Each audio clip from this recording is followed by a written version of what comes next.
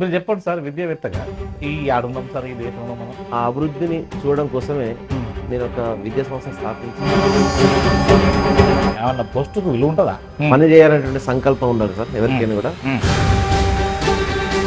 తెలంగాణ ఉద్యమంలో మల్లేశం గారి పాత్ర ఏమన్నా ఉందా అంటే ఏం చెప్పాలి? చాలా ఉంది సార్. మేము 2001లో మేము ఇన్స్టిట్యూట్ స్టార్ట్ చేయడం జరిగింది విజ్ఞాన్. ఎడ్యుకేషన్ సిస్టంలో ఈ దేశంలో కానీ ఈ రాష్ట్రంలో కానీ ఎక్కడ ఉన్నామంటే ఏం సామాన్ చెప్తుంది. అయితే ఇంకా కూడా అనుకున్నంత స్థాయిలో మనం వెళ్ళలేకపోయినాం సార్. తెలంగాణ ఉద్యోగంలో పాల్గొనని చెప్పడము, మా బస్సులు వాడుకున్నారు, మమ్మల్ని వాడుకున్నారు. కనీసం తెలంగాణ వచ్చిన తర్వాత పిలిచి కనీసం ఒక శాల్వ కూడా మాకు కప్పలేదు సార్. తెలంగాణ వచ్చింది, దొరల పాలన వచ్చింది, ప్రభుత్వం మారింది, రెడ్ల పాలన వచ్చింది. ఏదైంది? ఇప్పుడు దొరలు రెడ్డిలే ఈ యొక్క రాష్ట్రాన్ని పరిపాలిస్తున్నారు. బీసీలో ఐక్యత అనేటువంటి రావాలి సార్. ఎట్లా రావాలి? బీసీ వాళ్ళని తొక్కి పడేస్తున్నారు సార్. ఎందుకు తొక్కిపడేస్తున్నారు? మనం ఏ పార్టీ అధికారంలోకి వచ్చినా కూడా ఆ బీసీ నాయకుడికి ఉంటే ఒక మినిస్టర్ పోస్ట్ ఇస్తున్నారు సార్. మినిస్టర్ పోస్ట్ ఇస్తే కథ అతను అక్కడ కూర్చోబెడుతున్నారు. హాయ్ హలో, నేను మీ కృష్ణ. గ్రామ స్వరాజ్యంపై మాత్రం మాడడానికి దొరశెట్టి మల్లేశం మనతో ఉన్నారు సార్. నమస్కారం సార్. నమస్కారం సార్. బాగున్నారా సార్? బాగుంది సార్. మల్లేశం గారు యాక్టివ్ ఉన్నారు అంతేనా? అవును సార్. మొదటి నుంచి ఇట్లా ఉంటారా? ఎప్పుడు ఇలాగే ఉంది సార్. మీరు ఒక విద్యా వ్యవస్థ స్థాపించుకున్నారు, విద్యావేత్త. మీరు చెప్పండి సార్, విద్యావేత్తగా ఈ ఆడున్నాం సార్ ఈ దేశంలో మనం. సార్ ఇప్పుడే కొంచెం మనం డెవలప్ అవుతున్నాం సార్. కానీ ఇంకా డెవలప్ కావాల్సి ఉంది. గ్రామాల్లో ఇంకా అభివృద్ధిని మనం చూడలేకపోతున్నాం. ఆ అభివృద్ధిని చూడడం కోసమే నేను ఒక విద్యా సంస్థ స్థాపించి ఇప్పుడు గ్రామాల లోపల ఒక గ్రామ సర్పంచ్ పోటీ చేసి గ్రామాన్ని అభివృద్ధి చేయాలనే ఉద్దేశం కొద్దీ నేను రావడం జరిగింది. గ్రామ సర్పంచ్ పోటీ చేయడం జరిగింది, గెలవడం కూడా జరిగింది సార్. ఇంకా గ్రామాలు చాలా అభివృద్ధి. చాలా సంతోషం అనుకుంటా సర్పంచ్ గా. అవును సార్. ఏం చెప్తారా సర్పంచ్ గా? ఏమన్నా పోస్టుకు విలువ ఉంటుందా? తప్పకుండా సార్. పని చేయాలనేటువంటి సంకల్పం ఉండాలి సార్ ఎవరికైనా కూడా. పని చేయాలని సంకల్పం ఉంటే ఆ గ్రామాల లోపల ఎన్నో సమస్యలని పని చేయాలనేటువంటిది దృక్పథం ఉండాలి సార్ ఏ సర్పంచ్ కైనా కూడా. ఎన్నో సమస్యలు. మరి ఇప్పుడు ఇంతమంది సర్పంచ్ చేసారు, వాళ్ళు అంతా కూడా చేద్దామని వచ్చారు కదా. అవును సార్. కానీ ఎన్నో సమస్యలు అనేటువంటివి కూడా ఇంకా గ్రామాల్లో ఉన్నాయి. ఇంకా ఆ సమస్యన్ని కూడా తీరలేదు. ఆ సమస్యలను పరిష్కరించడం కొరకే నేను రావడం జరిగింది సార్. తెలంగాణ ఉద్యమంలో మల్లేశం గారి పాత్ర ఏమన్నా ఉందా అంటే ఏం చెప్పగలుగుతారు? చాలా ఉంది సార్. మేము 2001లో మేము ఇన్స్టిట్యూట్ స్టార్ట్ చేయడం జరిగింది విజ్ఞాన్ స్కూల్. ఆ స్టార్ట్ చేసిన తర్వాత మాకు ఒక 1500 మంది పిల్లలతోని మాకు అప్పుడు స్ట్రెంత్ ఉంది. జూనియర్ కాలేజ్ కూడా ఉండే 800 మంది. సూపర్. లాభసాటి రాళ్ళు ఎన్ని వెనకేసుకోవచ్చు. అదేం లేదు సార్. మేము సేవా దృక్పథంతో పెట్టడం జరిగింది. మీరేనా ఇంకా పార్ట్నర్స్ ఉన్నారా? నా చిన్ననాటి స్నేహితుడు చెల్ల తిరుపతి, నా పార్ట్నర్, అతని యొక్క సహాయ సహకారాలతో మేము ఇద్దరం కలిసి ఇన్స్టిట్యూట్ పెట్టి మేము ఇప్పుడు ఉచితంగా కూడా కొంతమందికి విద్యా బోధన కూడా చేయడం జరిగింది. అదే మూమెంట్ లో తెలంగాణ ఉద్యమం వచ్చింది. తెలంగాణ వస్తే మా పిల్లలకు ఉద్యోగాలు దొరుకుతాయి అనే ఉద్దేశం కొద్దీ నేను ఎంతో దాదాపుగా 28 సార్లు రోడ్డు మీద పిల్లలందరినీ తీసుకువెళ్లి కూర్చొని పెట్టి ఎన్నో ఉద్యమాలు చేయడం జరిగింది. 28 సార్లు రోడ్డు మీదకి వెళ్ళాను సార్ నేను. 28 టైమ్స్ వెళ్ళిన తర్వాత అప్పుడు ఉన్నటువంటి పోలీస్ వాళ్ళుగా నా మీద కేసు కూడా బుక్ చేయడం జరిగింది. మామూలు కేసులు ఉంటాయి, అన్ని ఉంటాయి అంతే కదా. ఒక 6-7 కేసులు పెట్టడం జరిగింది. లోపల ఎన్ని రోజులు ఉన్నారు? 3 రోజులు లోపల ఉన్నాను సార్. ఉన్న తర్వాత అప్పుడు ఇక తెలంగాణ మూవ్మెంట్ బాగుంది, చాలా యాక్టివ్ గా పాల్గొనడం జరిగింది. మా పిల్లలతోటి బాగా మంచి మంచి ప్రోగ్రామ్స్ చేయడం జరిగింది. కొంతమంది చాలా ఇబ్బంది కూడా పడ్డారు మా పిల్లలు కూడా. అయినప్పుడు కూడా పిల్లలకు ఉద్యోగాలు వస్తాయి, తెలంగాణ వస్తే అభివృద్ధి చెందుతానే ఉద్దేశం కొద్దీ మేము కూడా యాక్టివ్ గా పాల్గొనడం జరిగింది సార్. ఇప్పుడు గురువు స్థానంలో ఉంటారు కదా, తల్లిదండ్రుల తర్వాత గురువు అంటారు. నిజంగా గురువేనా? ఎస్, గురువే సార్. గురువు. కానీ అదేమన్నా దారి తప్పిందా? దారి తప్పలేదు సార్. ఇప్పటికీ గురు స్థానం అదే ఉంది, గౌరవంగా ఉంది. మేము ఎక్కడికి వెళ్ళినా కూడా ఈ చుట్టూ దాదాపు 40 గ్రామాల లోపల మా పిల్లలు ఉన్నారు. ఏ గ్రామంలోకి వెళ్ళినా కూడా ఒక 70% నా పిల్లలు ఉంటారు సార్. వారు వెళ్ళిన అదే తృప్తి. ఎస్, ఈ రోజు నా పిల్లలు ఎవరైతే ఉన్నారో చాలా మంది ఉద్యోగాలు వచ్చినాయి, గవర్నమెంట్ ఉద్యోగాలు సాధించారు. ఇప్పుడు డిఎస్పీ స్థాయికి స్థాయిలో కూడా ఉన్నారు. మేము ఎక్కడికి వెళ్ళినా కూడా సార్, మేము ఇక్కడికి వెళ్ళినా కూడా మమ్మల్ని రిసీవ్ చేసుకుని ఏదైనా దర్శనానికి వెళ్ళినా కూడా పని కావాలన్నా కూడా మమ్మల్ని అక్కడ కూర్చొని పెట్టి మాకు పనులు చేసి పంపిస్తున్నారు సార్. ఇది కొన్ని 100 కోట్లు సంపాదించినట్టు తృప్తి సార్ మాకు ఈరోజు. అది సార్. సరే, ఇంకొకటి వాస్తవానికి యాజ్ ఏ ఒక విద్యావేత్త మీరు చెప్పండి, అసలు ఎడ్యుకేషన్ సిస్టంలో ఈ దేశంలో కానీ ఈ రాష్ట్రంలో కానీ ఎక్కడ ఉన్నామంటే ఏం సామాన్ చెప్తారు మీరు? అయితే ఇంకా కూడా అనుకున్నంత స్థాయిలో మనం వెళ్ళలేకపోయినాం సార్. గల కారణం ఏంది? కారణం అంటే దీనికి ఒక రకంగా చెప్పంటే పాలకులే కారణం సార్. పాలకులు కూడా సక్రమైనటువంటి దృష్టి పెట్టలేకపోతున్నారు గవర్నమెంట్ వ్యవస్థ మీద. గవర్నమెంట్ వ్యవస్థ మీద ఈ ప్యారలల్ గా ప్రైవేట్ గవర్నమెంట్ ఉండడం వల్ల మనకు ఈ అంతరాలు ఉన్నటువంటి విద్య కూడా అందుతుంది కదా. అంటే అంతరాలు లేని విద్య రావాలంటే ఏం చేయాలి? ఇంకా ఈ ఎడ్యుకేషన్ విధానంలో మార్పులు రావాలి సార్. ఎలాంటి మార్పు రావాలి? ఇంకా ఎలాంటి మార్పు అంటే ఇప్పుడు గ్రామ స్థాయి నుంచి రావాలి సార్. గ్రామ సమస్యలు ఫస్ట్ గుర్తించాలి. గ్రామం లోపల విద్యా బోధన ఏ విధంగా జరుగుతుంది, అసలు సరైనటువంటి టీచర్స్ ఉన్నారా లేరా. సరే ఒక విషయం చెప్పండి సార్, ఒక 5th క్లాస్ దాకా విద్యా బోధన జరగాలంటే కనీసం 8 మంది టీచర్స్ ఉండాలి. మరి 8 మంది స్టూడెంట్లు లేనప్పుడు 8 మంది టీచర్ నిలబెట్టుకుంటాం సార్. ఎస్, మీరు మంచి క్వశ్చన్ వేసారు సార్. ఈ రోజు సార్ ఒక విలేజ్ కి 2 టీచర్లు ఉంటున్నారు సార్. ఆ 2 టీచర్లకు 3 పిల్లలు ఉంటున్నారు సార్. ఈ విద్యా విధానం ఎంత వాళ్ళకు? ఒక్కొక్కరికి ₹1,00,000 జీతం వస్తున్నాయి సార్. నా ఉద్దేశం ఏంటంటే నేను చెప్పేటువంటి సలహా ఏంటంటే గవర్నమెంట్ కూడా ఈ 5-6 గ్రామాల్లో ఉన్నటువంటి టీచర్స్ అందరినీ కూడా ఒక్కొక్క విలేజ్ లోపల 2 టీచర్లు ఉంటారు. 6 నెలల 12 మంది టీచర్లు. ఆ 12 మంది టీచర్లను ఒక విలేజ్ దగ్గర ఒక మంచి అన్ని సౌకర్యాలు ఉన్నటువంటి స్కూల్ లోపల ఆ 6 మంది టీచర్స్ అక్కడ తీసుకొచ్చి పిల్లలు కూడా అందరినీ కూడా అక్కడ తీసుకొచ్చినట్టు ట్రాన్స్పోర్ట్ ఎవరు ఇస్తారు సార్? ట్రాన్స్పోర్ట్ గవర్నమెంట్ భరించాలి. ఎందుకు భరించాలి? మీ ఊళ్ళో అవసరమైతే పిల్లలు లేకపోతే స్కూల్ ఎత్తేస్తాం సిస్టమ్. అది అదే కరెక్ట్ కావచ్చు సార్, అది కాదు అందరు ఇక్కడికి వచ్చినట్టుంటే సార్ విద్యా బోధన పర్ఫెక్ట్ జరుగుతుంది సార్. అసలు ప్రైవేట్ ఎందుకు ఉండాలి అది చెప్పండి. ప్రైవేట్ ఎందుకు అంటే ఇప్పుడు ప్రైవేట్ ఎందుకు వచ్చింది సార్? ఇప్పుడు గవర్నమెంట్ సక్రమంగా పనిచేస్తలేదు కాబట్టి, అంటే విద్యా బోధన సక్రమంగా అందిస్తలేదు కాబట్టి ప్రైవేట్ వచ్చింది. ప్రైవేట్ మోజులో ఎందుకు వాడరు అసలు మొత్తం మీద? అంటే విద్య అనేటువంటిది ప్రతి వ్యక్తికి అవసరం సార్. ఈ రోజు నా కొడుకు బాగా చదువుకోవాలి, అమెరికా వెళ్ళాలి, డబ్బు సంపాదించాలి, ఒక ఉండాలని చెప్పేసి ప్రతి ఒక్క పేరెంట్ యొక్క కల సార్ అది. ఓకే, మరి అలాంటప్పుడు గవర్నమెంట్ ఎందుకు ప్రొవైడ్ చేస్తలేదు? గవర్నమెంట్ చేయాలంటుంది సార్. అదే నమ్మకం ఎందుకు లేదు?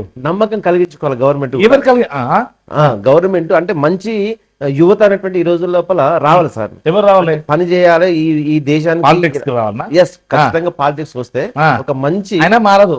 మారుతుంది సార్. ఎట్లా మారుతుంది? ప్రయత్నం చేద్దాం సార్. అంటే చట్టం తేవాలి దీని మీద ఏమన్నా. ఎస్, చట్టం అనేటువంటి తేవాలి. చట్టం ఎప్పుడు వస్తుంది సార్? ఏమి ఆశించకుండా ప్రజాసేవ చేయాలన్నటువంటి కొంతమంది యువత సార్ ఉన్నారు సార్. అరే వాళ్ళ జీవితం కూడా గడవాలి కదా. గడవాలి, కాకపోతే దానికి కూడా ఈ ప్రజల ఆలోచన విధానం కూడా కొంచెం మారాలి. ఏ మంచి వ్యక్తులు యువత ఎవరైతే ఉన్నారో వాళ్ళని ఎన్నుకోవాలి ఈ ప్రజలు కూడా. ఓకే, ప్రజలు ఎన్నుకున్నప్పుడు మంచి ఎవరైనా గెలకపోతుంది సార్. ఇప్పుడు గెలిచేంత వరకే, ఆ తర్వాత అందరికి అదే మళ్ళా దారి. వాస్తవం సార్. కాకపోతే ఇంకా యువత ఆలోచనలో విధానంలో కూడా మార్పు మెల్లమెల్ల. ఎడ్యుకేషన్ సిస్టమ్ మీద మనం మాట్లాడుతున్నాం కాబట్టి ఈ సిస్టమ్ లో ఎలాంటి చట్టం రావాలి? ఒక కఠినమైన చట్టం రావాలి అంటే ఏం చేయాలి? ఎస్, మంచి ప్రశ్న సార్. చట్టం అంటే ప్రతి వ్యక్తి కూడా ఒక ఇంత డిగ్రీ దాకా చదువుకోవాలి. అంటే ఎందులో చదువుకోవాలి? ఎందులో చదువుకోవాలి అంటే గవర్నమెంట్ ఇప్పుడు నేను అదే అంటున్నాను, ప్యారలల్ గా ఉండద్దు, ఒకటే విధానం ఉండాలి. అయితే గవర్నమెంట్ లేదా ప్రైవేటా? Okay sir. అలాంటప్పుడు కూడా మన గవర్నమెంట్ కూడా కొన్ని చట్టాలు తీసుకొచ్చేసి మేము మంచి ఎడ్యుకేషన్ అందిస్తాము, మంచి ఎడ్యుకేషన్ అందిస్తాము, సరైనటువంటి స్టాఫ్ ను పెడతాము అని అవన్నీ ఇప్పుడు అవన్నీ ఎవరు చెప్పినా కానీ ఉత్తమ అవుతున్నాయి. ఇప్పుడు లేదా? ఇప్పుడు ఫ్రీ ఎడ్యుకేషన్ ఉన్నది, స్టాఫ్ ఉన్నది, అన్ని ఉన్నాయి. అన్ని ఉన్నప్పుడు కూడా సార్ సరైనటువంటి ఇంప్లిమెంటేషన్ లేదు సార్. సరే, మీకు సలహా ఇవ్వచ్చునా? గవర్నమెంట్ ఉద్యోగాలు కావాలంటే గవర్నమెంట్ స్కూల్ చదువుకోవాలి. ఇంట్లో రావాలన్నా? ఎస్, రావాలి సార్. అంటే కొన్ని ఇంటిని అది సాధ్యం కాకపోవచ్చు. ఎందుకు కావచ్చు? అంటే సాధ్యం కాకపోవచ్చు. ఎందుకంటే సార్ అసలు మొత్తమే విద్య అనేది ఫ్రీ, ఎక్కడ ప్రైవేట్ ఉండకూడదు. ఎక్కడ అంటే మనం వాళ్ళకేమో వ్యతిరేకం కాదు, మీరు కూడా ప్రైవేట్ స్కూల్ నడిపించారు కాబట్టి. మా ఉద్దేశం ఏంటంటే ఈ కార్పొరేట్ వ్యవస్థలో ఏది అన్ని ఇప్పుడు ఈ ఫ్రీ అన్ని ఫ్రీ ఇస్తున్నారు, మరి ఎందుకు ఇది? ఓకే, గవర్నమెంట్ మీద నమ్మకం లేదు, టీచర్ల మీద నమ్మకం లేదు. ఒక టీచర్ పిల్లవాడికి ఆ టీచర్ ఎలా చెప్తాడో అనేది నమ్మకం లేకనే కదా వాళ్ళు ప్రైవేట్ స్కూల్ పంపుతున్నారు. అధికారులు అంతే, నాయకులు అంతే. మరి ఎవడండి ఇప్పుడు ఏది పేదోని పట్టించుకునేది, పేదోని విద్యను పట్టించుకునేది?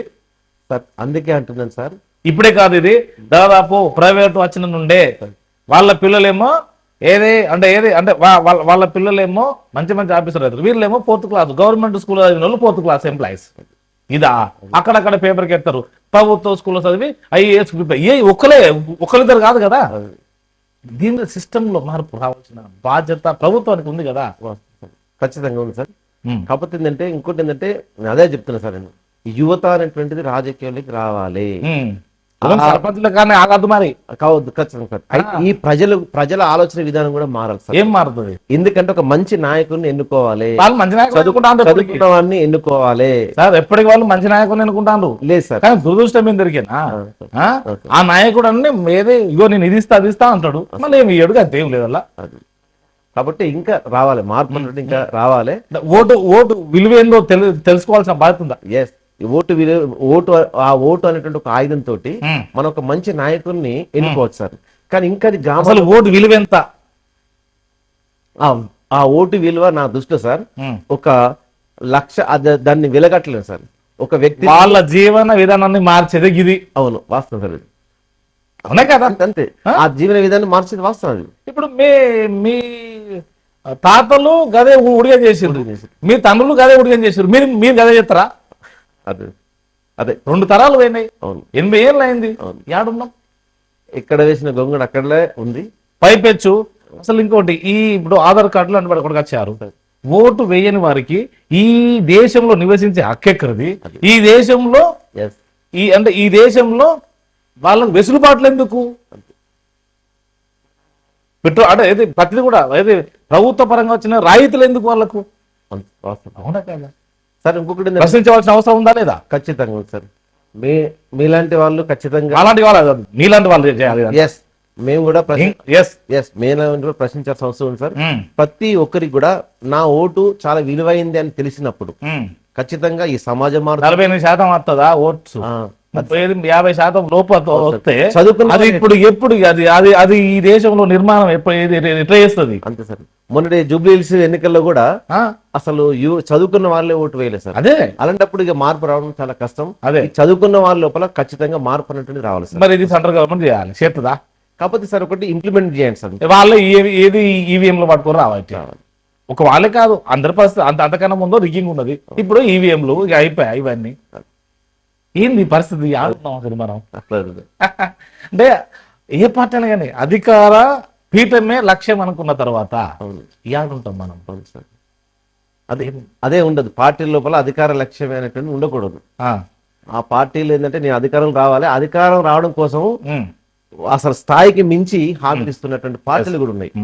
అది బంద్ చేయాలి. అన్ని పార్టీలు ఉన్నాయి ఇప్పుడు. అది కాబట్టి కొంత కూడా మన భారత రాజ్యాంగంలో ఒకటి ఉండాలి సార్. రాజ్యాంగం కూడా ఉన్నది, ఏ పార్టీలైనా రాజ్యాంగం కూడా ఉన్నది మన సార్. మన కొత్త ముచ్చట చెప్తారు సార్. భారత రాజ్యాంగంలో సార్ ఎవరైనా అధికమైనటువంటి హామీలు ఇస్తే, ఇవాళ ఎంత డేటు సార్? ఇవాళ 22 సెకండ్ అంతే కదా, 26 రోజు. ఏమంటాం సార్ మనం? గణతంత్ర దినోత్సవంగా అదే జెండా చాలా బాగా చెప్తాం కదా. మరి ఆడ ఇంప్లిమెంట్ అవుతుంది, అది రావాలి సార్. అది ఖచ్చితంగా రాజ్యాంగం. సరే, తెలంగాణ ఉద్యమంలో మీ పాత్ర కీలకంగా ఉన్నది. 28 సార్లు రోడ్డు మీద పోయారు సార్. ఏమో సాధించారనుకోవచ్చు మీరు? సార్ సాధించిన అంటే కొంచెం కొన్ని సాధించాము, కొన్ని సాధించలేదు సార్. ఇంకా మిమ్మల్ని ఈ లోకల్లో ఐడెంటిఫై చేసిన వాళ్ళు ఎవరు ఉన్నారని చెప్పండి సార్. ఎవరు లేదు సార్. నేను 28 సార్లు రోడ్డు మీకు ఎక్కిన, 3 సార్లు జైలు అంటే 3 రోజులు జైల్లో ఉన్నా. కనీసం తెలంగాణ వచ్చిన తర్వాత అంటే మీరు ఏదైనా పార్టీకి అనుబంధంగా లేరా? లేదు సార్. అప్పుడు కూడా పార్టీకి అనుబంధం లేకుండా కూడా అంటే కొంత ఉంది. అంటే టీఆర్ఎస్ అంటే ఎవరు వచ్చినా కూడా స్కూల్ కి రావడం, బిల్లు వాళ్ళే కొట్టడం, తెలంగాణ ఉద్యోగంలో పాల్గొనని చెప్పడము, మా బస్సులు వాడుకున్నారు, మమ్మల్ని వాడుకున్నారు. కనీసం తెలంగాణ వచ్చిన తర్వాత పిలిచి కనీసం ఒక శాలువ కూడా మాకు కప్పలేదు సార్. ఎందుకంటే తెలంగాణ ఉద్యమంలో అసలు ఉద్యమం జరిగిందే విద్యార్థులతో సార్. ఈ ప్రైవేట్ స్కూళ్ళలో చదువుతున్న వాళ్ళు, గవర్నమెంట్ స్కూల్ చదువుతున్న నాయకుల పిల్లలు అవుట్ ఆఫ్ స్టేట్ లో ఉండదు, మంచిగా వాళ్ళకి డిస్టర్బ్ కాలేదు, మంచిగా ఉన్నారు. వాళ్ళు డిస్టర్బ్ కాలేదు. మేము ఇక్కడ ఉండి లోకల్ ఉన్న పిల్లలు నష్టపోయారు, సంపన్న వర్గం నష్టపోయింది, నష్టపోయారు. కానీ మాకు మాత్రం కనీసం సరైనటువంటి గౌరవం కూడా ఇవ్వలేదు. సరే, గౌరవంతో పాటు ఇప్పుడు అదే దాన్ని ఎగ్జాంపుల్ తీసుకున్నాం అనుకోండి. ఆ రోజు ఒక కూలి తల్లి కూడా రోడ్డు మీకు వచ్చింది. అవును సార్, క్లియర్. అవునా కదా? ఆ రోజు కూలి తల్లి ఎందుకు వచ్చింది? అదే నా కొడుకు ఉద్యోగం వస్తుంది, నేను కూడా పాల్గొనాలి, కనీసం మాకన్నా రాలేదు, నా కొడుకన్నా బాగుపడాలి, అంతేనా? మరి ఆ కూలి తల్లి ఇప్పుడు ప్రశ్నిస్తుంది, ఏమే నా కొడుకు ఉద్యోగాలు ఇవి, దీనికి ఎవరు సమాధానం చెప్పాలి? ఇక దీనికి పాలకులే సమాధానం చెప్పాలి. చెప్తారా? చెప్పాలి, ఖచ్చితంగా చెప్పి యారు చెప్తారు, చెప్పి తీరాలి. ఏ రోజు వాళ్ళే రుద్దుకొని పోవాలంటే. సరే, తెలంగాణ వచ్చింది, దొరల పాలన వచ్చింది, ప్రభుత్వం మారింది, రెడ్ల పాలన వచ్చింది. తేడా ఏంది? అది మళ్ళీ అది తేడా అనున్నా లేదు సార్. ఎందుకంటే సార్ ఇప్పుడు దొరలు రెడ్డిలే ఈ యొక్క రాష్ట్రాన్ని పరిపాలిస్తున్నారు కదా అంతే. మరి ఎట్లా మరి ఇక అది మన బీసీల సంఖ్య కూడా ఎక్కువ ఉంది. బీసీలో ఇప్పుడు ఏదో 42% అంటున్నారు. అవును సార్, నిజమేనా? అవును సార్, 42% అంటున్నారు. అది వస్తుందా సార్? వాస్తవంగా మన తెలంగాణలో 52% ఉన్నారు సార్. అది అది ప్రభుత్వ లెక్కల ప్రకారం, లెక్కల ప్రకారం. కానీ ఎవరెంతలో అనేది ఇంకా చెప్పలేరు, వాళ్ళు కూడా అంటియలేదు. అంటేలేదు. మరి గల కారణం ఏంటి? సరే, ఈ రోజు దేశంలో కూడా బీసీ జనాభా కూడా ఎక్కువ ఉంది, 50% కంటే ఎక్కువ ఉంది. మరి ఏం చేద్దాం? కానీ బీసీలకు కూడా 50% రిజర్వేషన్స్ యాక్చువల్ గా ఇవ్వాలి. కానీ మరి ఎందుకు అమలు కావడం లేదో ఇంతవరకు అర్థం కావట్లేదు సార్. స్లాబ్ ఉంది కదా, 50% లోపు ఆ సీలింగ్ తీసేయాలి సార్. ఎందుకంటే బీసీలు చాలా నష్టపోయారు సార్. ఎందుకంటే విద్యా ఉద్యోగాల్లో కూడా నష్టపోయారు. రైట్. మీకు ఇంకోటి అందిస్తాను. ఇందిరా సహాని కేసు ఎప్పుడు? 1992. ఓకే, అప్పుడుది అది. ఆ కేసు అప్పటిది. అప్పుడు డీజిల్ రేట్ ఎట్లుండే, అప్పుడు కార్ల రేట్ ఎట్లుండే? తక్కువ ఉంది. అప్పుడు సమస్య ఎట్లుండే? తక్కువ ఉంది. అవునా కదా?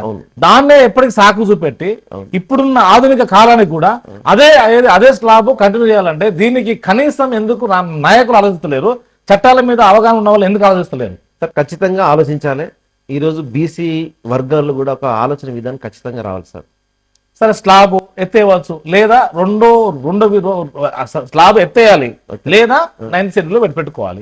మరి ప్రభుత్వం కొట్లాడింది, ఆడనేమో మోడీ ప్రభుత్వం, వీళ్ళేమో యుద్ధం చేస్తారు, వీళ్ళేమో బాణాలు పెడతారు, మళ్ళా లాస్ట్ వచ్చేసరికి అదే రేటులతో ఇంకోటి కేసులు అయిపోయి ఆడున్నాం మనం. మళ్ళీ ఏమనంటే ఆయన టీఆర్ఎస్ అయినా, ఈయన కాంగ్రెస్ అయినా, మళ్ళీ మొన్న రెడ్డి జాగృతి మీటింగ్ లో అందరూ ఒక్కొక్కటి అయింది. మరి ఏంది పరిస్థితి? అదే దీనిలో ఆలోచన విధానం మార్పు రావాలి. బీసీలో ఐక్యత అనేది రావాలి సార్. ఎట్లాంటి రావాలి? ఖచ్చితంగా రావాలి, వస్తుంది. ఎట్లాంటిది రావాలి? ఇట్లాంటిది రావాలంటే మనకు జనాభా ప్రాతిపదికన రానిస్తారా? ఖచ్చితంగా రానిస్తారు. ఎవరు రానిస్తారు? రావాలి. మనం రాజ్యాధికారం చేపట్టాలి సార్. బీసీ వాళ్ళము రాజ్యాధికారం చేపడితే ఎట్లాంటి రాజ్యాధికారం కావాలి? మనకు ముఖ్యమంత్రి స్థాయిలో మనం ఉండాలంటే సంపద కావాలి కదా. మరి ఇప్పుడు సంపద అంటే ప్రజలు పైసలు కావాలి సార్. పైసలు కావాలంటే సార్ ఓకే, పైసలు అదొకటి కావాలి. సంపద అటువంటిది మన బీసీ వర్గాలు లేవు సార్. ఎందుకు లేదు? ఓట్లు ఉన్నాయి కదా సార్. లేదు, సంపద ఉంది, అన్ని ఉన్నాయి, కాకపోతే మనకు ధైర్యం రాదు. అవునా కదా? వస్తుందా? రావాలి సార్, ఈసారి రావాలి, ధైర్యం వస్తుంది సార్. ఇప్పుడు నేను ఇంకొక ఎగ్జాంపుల్ కూడా చెప్తాను సార్. నిన్న నేను మీకు కాల్ చేశాను. సార్ ఖర్చు ఎంత అవుతుందో చెప్పండి సార్ అన్నారు. అదే ఒక అప్పర్ కాస్ట్ ఆయనకు, సపోజ్ ఒక రెడ్డి ఆయనకు, ఎందుకంటే వాస్తవానికి నేను ఇట్లా నాకు ఏం డిస్క్రిమినేషన్ ఉండదు. అక్కడికి పోయినా అనుకోండి, వాళ్ళు నన్ను సకల మర్యాదతో పంపిస్తారు. మరి బీసీలు కూడా అట్లే రావాలి కదా. అది ఖర్చు ఎంత వెనకేసిన విషయము. ఇది వచ్చిన తర్వాత సరే ఎక్కువనో తక్కువనో లేదంటే ఇస్తారు, ఇయ్యరు, ఏదో పోనీ, అది కాదు. ఫస్ట్ రమ్మన్నటువంటి ఆలోచన ఎందుకు రావట్లేదు? ఫస్ట్ ఇది రావాలంటున్నాయి అనేది. అంటే నాట్ ఓన్లీ నేను ఎందుకు ఎగ్జాంపుల్ చెప్పానంటే, అంటే మిగతా వాళ్ళు కూడా ఎస్ ఎవరైతే ఒక యాంకర్ వస్తా అంటున్నాడు, రానివ్వండి, లెట్ హిమ్. ఫస్ట్ బీసీలు ఎదగాలంటే మరి ఈ ధోరణి కూడా అవసరమే కదా. అవసరం.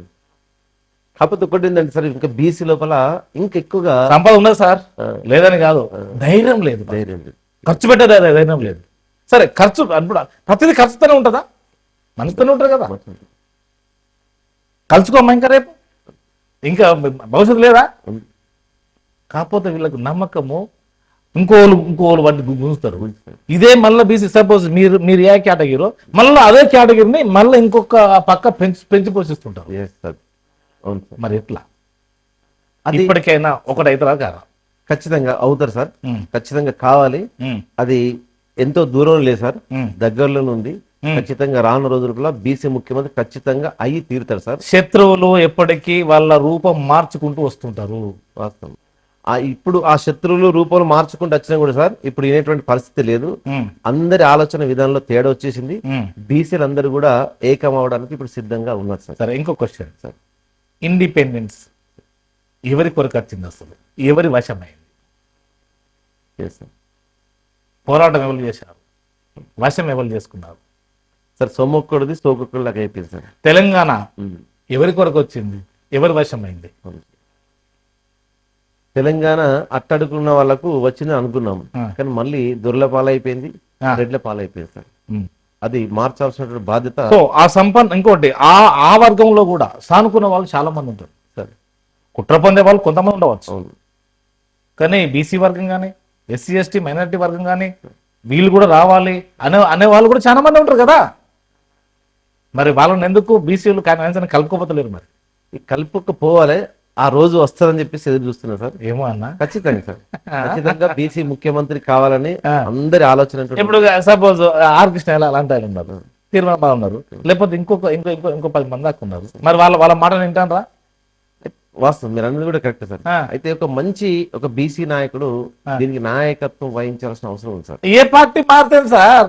ఇన్ని పార్టీలు మారిండు, ఈయనకి ఎంపీ ఇచ్చుడుతో అటు వేయిండు, ఈయనకి ఇది ఇచ్చుడు, అయితే ఏంది? అయితే ఆయన బీసీ మాట మారుతుండా లేదా? లేదు, ఇది కావాలి కదా రావాల్సింది.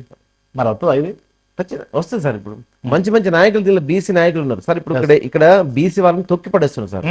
ఎందుకు తొక్కి పడేస్తున్నారు? మనం ఏ పార్టీ అధికారంలోకి వచ్చినా కూడా ఆ బీసీ నాయకుడికి ఉంటే ఒక మినిస్టర్ పోస్ట్ ఇస్తున్నారు సార్. మినిస్టర్ పోస్ట్ ఇస్తే కదా అతను అక్కడ కూర్చోబెడుతున్నాడు. ఆ నాయకుడు కూడా ఏం చేస్తున్నాడు, నాకు ఇదే చాలు, ఇదే పెద్దదని చెప్పేసి అనుకోని ఇక స్వర్గం అనుకోని చెప్పేసి ఇదే నాకు. పాపం మొన్న ఈటల రాజేందర్ గారిని కూడా చాలా మంది చూడు, ఈటల రాజేందర్ వర్సెస్ కేసీఆర్ అన్నారు. ఆయన గెలిపిద్దాం అనుకున్నారు, ఆయన పోయి ఆ పాటలు ఏంది అది. అంటే కొంచెం గడుసుండే నాయకులకు పోనీ ఆ పార్టీలో చేసేరండి కదా, మరి ఏమన్నా అతనికి ఇంకెన్ని ఎక్కువ పవర్స్ ఇచ్చారా ఆ పార్టీ వాళ్ళు? అంటే ఆ పార్టీ వాళ్ళు చెప్పాయా? సరే ఏ పార్టీలు ఉంటాయి? మొత్తం మీద అతను రక్షణ కొరకో ఇంకొక దాని కొరకో పోయిండు. మరి పోయినాక మళ్ళీ బీసీ సపన్న వర్గాలు ఆయన సపోర్ట్ చేసినాయా అంటే అట్లా లేదా? ఓన్లీ గెలిపించారు అంతవరకే. కాబట్టి ఇప్పుడు గ్రౌండ్ వర్క్ చేసుకుంటారు సార్. బీసీ వర్గాలంతా ఏకమై ఎక్కడికక్కడ ఒకటి కమిటీలు వేసి వాళ్ళందరూ కూడా గ్రామాలను ఎక్కువగా ప్రచారం చేయాల్సిన అవసరం ఉంది. ఇంకా బీసీ నినాదం ఇంకా రాలే, ఇప్పుడే స్టార్ట్ అవుతుంది సార్. ఇప్పుడు మీ సర్పంచ్ పోస్ట్ కద్దాం సార్. ఏమున్నది అచ్చా, మీరు మీ కుటుంబ నేపథ్యం? సార్ నా కుటుంబ నేపథ్యం మాది రాజకపల్లి. నేను ఒక్కడే కొడుకు, ఎవరు లేరు. కాబట్టి మా అమ్మ నాన్న వాళ్ళు బాగా అంటే చదివించారు, నన్ను చదివించాలని చెప్పేసి ఒక దృఢ సంకల్పంతో పాపం వాళ్ళు కష్టపడి నన్ను చదివించారు. చదువుకున్నాను. స్కూల్ పెట్టిండ్రు. స్కూల్ నా ఏరియాలో పెట్టాలి, నా చుట్టూ సరౌండింగ్ అక్కడే పెట్టాలి, అక్కడ వాళ్ళకి విద్యాబోధన చేయాలనే ఉద్దేశంతో పెట్టడం జరిగింది. స్కూల్ ఇదే ఊళ్ళో ఇల్లు కట్టుకున్నారు? ఇదే ఊళ్ళో ఇల్లు కట్టుకోవాలి. నేను ఎక్కడ కర్మలు కట్టుకునేవాడిని, కానీ లేదు, నేను ఎక్కడైతే ఉన్నానో అక్కడ ఇల్లు కట్టుకోవాలి, అక్కడ వాళ్ళకు సేవ చేయాలి, నా ఊరు వాళ్ళకింత సహాయ సహకారాలు అందించాలనే ఉద్దేశం కొద్దీ ట్రస్ట్ పెట్టాను సార్. ఆ ట్రస్ట్ కూడా నా విలేజ్ వాళ్ళకు మంచి ఓన్లీ మీ విలేజ్ వరకేనా ఇంకేమైనా కొద్దిగా పెంచుతారా? ఏమైతుంది? నేను నా విలేజ్ వాళ్ళకి చేస్తున్నాను, కొద్ది ఇంకా చుట్టుపక్కల వాళ్ళకి కూడా కొద్దిగా మండల స్థాయికి రావాలా మరి మీరు కూడా? మరి తప్పకుండా సార్. అది కూడా స్కూల్ ఉన్నా ఎత్తేసిరా? స్కూల్ నడుస్తుంది సార్. వస్తుందా? ఉండకపోవచ్చు, స్ట్రెంత్ తక్కువ సార్, ఒక 200 స్ట్రెంత్ ఉంది అంతేనా. జూనియర్ కాలేజ్, డిగ్రీ కాలేజ్ ఉండే, అవి సక్రమంగా నడవకపోవడం వల్ల ఏం నడుతుంది? కార్పొరేట్ వ్యవస్థ రావడం వల్ల ఆ రెండింటిని క్లోజ్ చేయడం జరిగింది సార్. చాలా కొంచెం లాస్ లేదు. మండల స్థాయిలో నుండి దాదాపు జిల్లాల్లో కూడా ఆయా స్కూల్ కాలేజీలు అన్ని మొత్తం మూతపడ్డాయి. దాదాపుగా చాలా మంది నష్టపోయారు కూడా, చాలా నష్టపోయారు.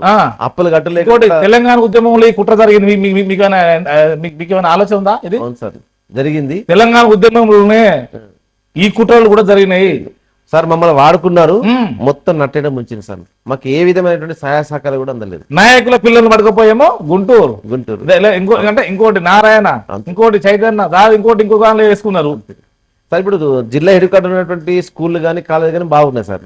మండల మాత్రమే బాగున్నాయి, అన్ని బాగలేవు. మరి మండల హెడ్ క్వార్టర్ అన్ని క్లోజ్ అయినాయి సార్. దాదాపు 90% క్లోజ్ అయిపోయినాయి, జూనియర్ గానీ డిగ్రీ గానీ. సరే, ఆస్తులు అయితే ఉంటాయి కదా, అవైతే ఉంటాయి కదా. లేదు సార్, ఆ నష్టపోయిన తర్వాత ఆస్తులు అమ్మి కూడా అప్పులు చెల్లించినటువంటి చాలా నష్టపోయింది. దానిలో నేను కూడా ఒకరిని సార్. ఖచ్చితంగా నేను రెండింటిని కూడా క్లోజ్ చేయడం జరిగింది సార్. సరే, అది అయిపోయింది. ఇప్పుడు సర్పంచ్ వచ్చారు సార్, ఏం చేద్దాం అనుకుంటున్నారు? గ్రామం నేను మౌలిక సదుపాయాలు ఎవరైనా ఇచ్చారు, అది వేరు విషయం సార్. మీకున్న ఎజెండా ఏంటి? నాకున్నటువంటి ఎజెండా ఏదైతే ఉందో, గ్రామాల లోపల ప్రజలకు సేవ చేయాలి. ఒకటి, వారి యొక్క అవసరాలు ఏవైతే ఉన్నాయో వాళ్ళ అవసరాలను గుర్తించి ఆ సమస్యను గుర్తించి పరిష్కరించాలి. ఒకటి గ్రామ పంచాయతీ. రెండు రకరకాల బిల్డింగ్లు బిల్డింగ్స్ ఉన్నాయి. ఇప్పుడు నా రాజకపల్లి గ్రామం లోపల ఏ గ్రామ పంచాయతీ బిల్డింగ్ లేదు సార్. ఇక్కడ రైతుల సమస్య ఏంది అసలు? అయితే ఏం లేదు సార్, మొన్న కాళేశ్వరం లింక్ 2 కింద భూములు లింక్ టూ కింద భూములు పోయినాయి. ఎంత? అప్పుడు మాకు 12,12,000 వచ్చినాయి సార్. ఓకే, పర్ ఎకర్కు. ఎకర్ పర్ ఎకర్కు. కానీ ఈ రోజు ఒక ఎకరానికి 40 లక్షల రూపాయలు అయినా కూడా దొరకడం అది అయిపోయింది ముచ్చట. అయిపోయింది. కానీ అప్పుడు ఇచ్చినప్పుడు మా రైతులకు సరైనటువంటి న్యాయం జరగలేదు సార్. ఒకటి మా గ్రామానికి కూడా జరగలేదు. ఓకే, ఎందుకు జరగలేదు అంటే సార్, ఎవరైతే భూములు తీసుకున్నారో భూములు తీసుకున్నట్టు రైతులకు గానీ ఏమైనా సహాయ సహకారాలు అందించడం గానీ, వారికి ఇక్కడ భూమి చూపించడం గానీ, అంటే వాళ్ళకి ఎలాంటి ఒప్పందం ఉన్నదో అలాంటి ఒప్పందం 2013 చట్టం ప్రకారం ఇస్తామన్నారు కదా, కానీ ఇంతవరకు మాకు రాలేదు సార్. మొత్తం రాలేదా? ఓన్లీ 12,12,000 మాత్రం ఇచ్చారు. ఓ, ఇంకా కొన్ని వెసులుబాటు రాలేదు. ఇంకా కొన్ని మాకు కోర్టులో కూడా వచ్చేటి ఉన్నాయా? వచ్చేటి ఉన్నాయి. కోర్టులో కూడా కేసు వేయడం జరిగింది. ఓకే, అప్పుడు కూడా నేనే నాయకత్వం వహించాను. ఓకే, ఎందుకంటే ఇప్పుడు వాళ్ళ కోర్టులో కేసు వేయడం ఎన్ని ఎకరాలు? 75 ఎకరాల పైన. ఓకే, 75 ఎకరాల పైన భూమి పోవడం జరిగింది.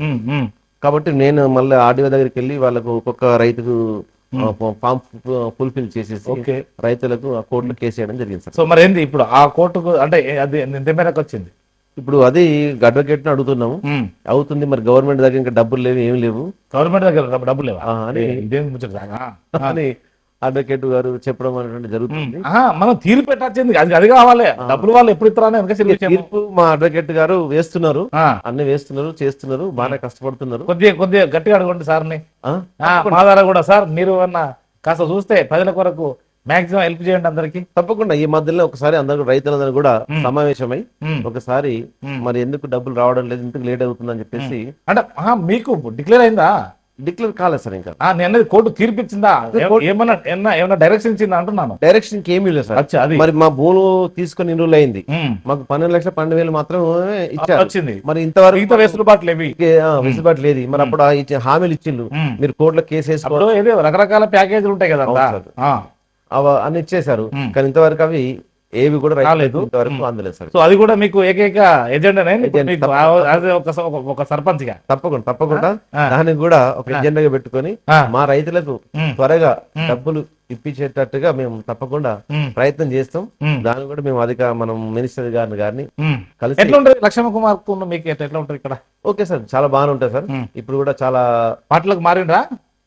అప్పుడు ఆ పార్టీ ఉంటే గెలిచిన వెంటనే లక్ష్మణ్ అంటే గారు వారు ఆహ్వానించగానే మేము వెళ్ళి దానిలో జాయిన్ కావడం జరిగింది. ఎందుకంటే లక్ష్మణ్ కుమార్ రాగానే కొన్ని మంచి మంచి పనులు కూడా చేస్తున్నారు సార్. కాబట్టి ఈ పార్టీలో మారింది కాబట్టి ఈ పార్టీ కూడా కొంచెం మాట్లాడలే కదా, అంతేనా మీరు అనేది? అంతే కదా సార్. ఇప్పుడు మాకు రాజకపల్లి డెవలప్ కాలేదు, ఏ విధంగా డెవలప్ కాలేదు. కాబట్టి మా రాజకపల్లి డెవలప్మెంట్ చేసుకోవడం కొరకు లక్ష్మణ్ కుమార్ గారితో ఒకరోజు మీట్ అయ్యి సమస్యలు తీసుకుని. పాలక వర్గం పర్వాలేదా? లేదు సార్, అందరూ కూడా మంచి సహకరిస్తున్నారు. వారు ఈ సహకారం కొత్త మురిపం కదా, ఎవరైనా సహకరిస్తారు. లేదు సార్, ఎప్పటికి ఉంటుందని చెప్పేసి అనుకుంటున్నాం. మేము అందరం కూడా వెళ్ళి సార్ ప్రజలకు మేలు జరిగేది ఏది జరిగినా కానీ అందరూ సహకరిస్తారు. అవును సార్, సొంత విషయాలకు జరిగేది అంటే ఎవరు సహకరించారు అంతే. మాక్సిమం ఆ ప్రజలకు కూడా ఇల్లు ఎంత అది కాదు, ప్రజలకు ఏం మేలు జరుగుతుందో దాన్ని మీరు కనుక ఫోకస్ చేస్తే సబ్బిన వర్గం కూడా, దాంతో పాటు పాలక వర్గమే కాదు మిగతా వారు కూడా సహకరిస్తారు. తప్పే ఉన్నదన్న, తప్పకుండా అందరూ కూడా సహకరిస్తున్నారు. నేను ఎన్నికై ఇప్పటికీ అంటే నేను చార్జ్ తీసుకొని 1 మంత్ అవుతుంది. ఈ 1 మంత్ లోపల ఎన్నో మంచి మంచి కార్యక్రమం చేయడం జరిగింది. రైట్, ఇకపోతే కొద్ది మీరు విద్యావేత్త కాబట్టి అడుగుతున్నారు. ఈ దేశంలో, ఈ రాష్ట్రంలో ప్రజల ఆర్థిక సాంఘిక జీవన విధానం ఎక్కడుంది, ఎలా ఉంది? వారి యొక్క జీవన విధానం ఇంకా చాలా మెరుగుపడవలసిన అవసరం ఉంది. ఎట్లాంటి మెరుగు? ఎట్లాంటి ఇప్పుడు విద్యలో గానీ ఇందాక అనుకున్నాం ఏదో చట్టం రావాలనుకున్నాం. అవును, అది అంటే ఇంకోటి అది నియోజకవర్గ స్థాయిలో ఉంటుంది. అవును సార్, అది చట్టాలు చేసే వాళ్ళ చేతులు ఉంటుంది. అవును, వాళ్ళని మనం ఎన్నుకోవాలి. అవును, చూద్దాం అది. ఓకే, అంటే ఇప్పుడు వీళ్ళు జీవన విధానంలో మార్పు రావాలంటే ఫస్ట్ ఈ యొక్క గ్రామీణ ప్రాంతంలో ఉన్నటువంటి ప్రజలను చైతన్యం చేయాలి సార్. ఎట్లాంటి చైతన్యం అంటే ఇప్పుడు వారికి చదువు మీద గానీ, రేపు విద్య వైద్య ఇవి కావు. ఇప్పుడు ఈ పట్ల ఏది కాదు సార్, విద్యా వైద్యం అనేటువంటి ఉచితంగా రావాలి సార్. సాంఘిక ఆర్థిక సమానత్వం ఎప్పుడు రావాలి? ఈ సాంఘిక సమానత్వం ఎప్పుడు వస్తుందంటే ప్రజలు ఎడ్యుకేట్ కావాలి ఫస్ట్. వాళ్ళకి ఎడ్యుకేట్ అయితేనే వారికి తెలుస్తుంది. మీరు 50-60% ఉన్న మీరే ఒకటి ఉండలేరు, మిగతా వర్గాలు ఎట్లా సార్? ఖచ్చితంగా వస్తాయి సార్. దానిలో ఇప్పుడు పాలకులు ఎవరైతే ఉన్నారో పాలకులు మారాలంటుంటారు. నిజంగా ఒక దేశం అభివృద్ధి కావాలంటే ఎన్ని సంవత్సరాలు పడుతుంది? దాదాపు ఒక 50-60 సంవత్సరాలు పడుతుంది. 50-60 ఎందుకు పడుతుంది సార్? ఎందుకంటే ఇప్పుడు మన కొత్తగా మన స్వాతంత్రం వచ్చినప్పటి నుంచి కూడా 10-20 సంవత్సరాలే కదా, అంతకంటే ఎక్కువ ఎందుకు? అంటే అప్పటి నుంచి ఇప్పటికి అయింది. అంటే అప్పటికి ఇప్పుడు రిజర్వేషన్ ప్రక్రియ ఏది మన ఎన్ని సంవత్సరాలు అని మీరు అనుకుంటున్నారు? 10 years అప్పుడు రాజ్యాంగం రాసిన ప్రకారం 10 years. దేనికి 10 years? అదే దేనికి 10 years? మీకు ఐడియా ఉందా? 10 years అంటే ఇప్పుడు ఎవరైతే వెనుకబడిన వారు ఉన్నారో వారిని అందరితో సమానంగా ఉంటే అప్పుడు వీళ్ళు ఇక్కడ ఉన్నారు, వీళ్ళు ఇక్కడ ఉన్నారు, ఈ 10 సంవత్సరాలు ఇక్కడ తీసుకురావాలి. కానీ ఈ 10 సంవత్సరాల కాలంలో ఇది ఇక్కడ పోయింది, ఇది ఇక్కడనే ఉన్నది. ఇంకా ఇప్పుడు రైతు బంధు వచ్చి ఇది ఇక్కడే ఉన్నది, ఇది ఇక్కడ పోయింది. ఇంకా ఎవరు అంటే నేనేది ఒకటే కాదు కదా, మరి ఏంటి పరిస్థితి? అదే ఇంకా అదే సార్, పాలకుల ఆలోచన విధానంలో మార్పులు రావాలి. 80 సంవత్సరాలు అయింది. రేపు 79వ ఇండిపెండెంట్ మనం జరుపుకోవాలి కదా, August 15 రోజు. ఇప్పుడైతే 77వ మనం జరుపుకుంటున్నాం కదా. ఏంటిది మన రిపబ్లిక్ డే. మరి ఏమి సందేశము ఇతర దేశాలకు ఇస్తాం సార్ మనం? అదే ఇప్పటికీ కూడా ఒకటే అది చెప్పండి. ఇప్పుడు 80 సంవత్సరాలు అవుతుంది మా దేశానికి ఇండిపెండెంట్ వచ్చేసి, అయినా కానీ అని ఏం సందేశం ఇస్తాం, ఇవ్వబోతాం మనం? అదే ఇప్పుడు ఇక మోడీ గారి యొక్క నాయకత్వంలో కొద్దిగా కొంచెం అభివృద్ధి అవుతుందని అనుకున్నాం. అవుతుందని నమ్మకం ఉంది సార్. మీ యొక్క రాహుల్ గాంధీ నాయకత్వం కాదా? రాహుల్ గాంధీకి అధికారం రావాలి సార్. అదే మరి రాహుల్ గాంధీ అధికారం వస్తే కూడా అతను కూడా చేస్తారు కదా సార్. నేను ఈ పార్టీకి ఆ పార్టీకి ఏం సపోర్ట్ చేస్తాను కాదు, కానీ ఈ వాళ్ళు వచ్చిన గంటే అవుతుంది. వాళ్ళు 40-50 సంవత్సరాలు ఉన్నారు, మధ్యలో వీళ్ళు వచ్చిండ్రు. ఇప్పుడు వీళ్ళు 15 సంవత్సరాలు కంటిన్యూ అవుతున్నది, 12 సంవత్సరాలు అవుతున్నది. ఏడున్నామంటే ఏడున్నాం సార్? అదే సార్, ఎక్కడ వేసిన గుంగడు అక్కడే ఉంది. ఇంకా దీన్ని ముందుకు తీసుకెళ్లాలి, ఇంకా డెవలప్ కావాల్సిన ఆవశ్యకత ఎంతైనా కూడా. వెలుగుతున్న భారత్ అంటారు కదా, ఏడా మరి ఇంకా యువతలో ఆలోచన విధానంలో ఇంకా మార్పు రావాలి. అందరూ కూడా మన భారతదేశం డెవలప్ కావాలంటే అందరూ కూడా ఉద్యోగ విషయం లోపల అందరూ అమెరికా, సింగపూర్